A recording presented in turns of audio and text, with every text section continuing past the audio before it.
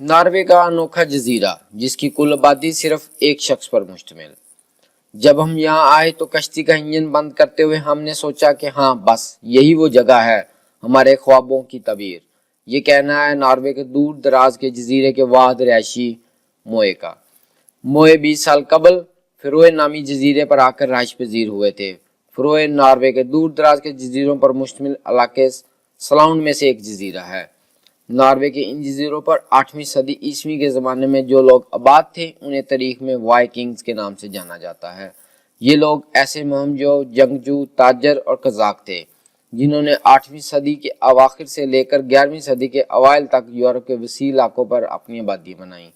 ان باشندوں نے اپنے مشہور لمبی کشتیوں سے مشرق میں قسطنطنیہ اور روس میں دریائے وولگا اور مغرب میں آئس لینڈ، گرین لینڈ اور نیو فاؤنڈ لینڈ تک طویل سفر کیے۔ روئے موئے کے مطابق ان کے آنے سے قبل یہ ایک ویران جزیرہ تھا۔ یہاں وہ اپنے طالب علموں کے لیے گرمیوں کی چھٹیوں میں کیمپ لگایا کرتے تھے۔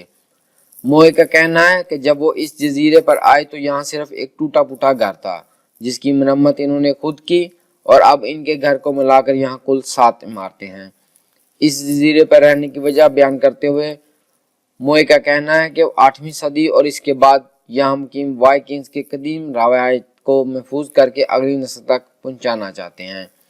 موئے لوگوں کو اسکوائر سیلنگز کرنا سکھاتے ہیں۔ یہ قدیم زمانے کی کشتی رانی ہیں۔ اکیلا رہنے کی وجہ سے موئے کو تمام کام خود کرنے پڑتے ہیں۔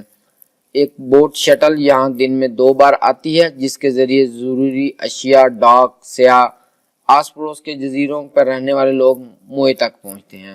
موئے کا کہنا ہے کہ وہ اکیلے ضرور ہیں لیکن وہ خود کو تنہا نہیں سمجھتے۔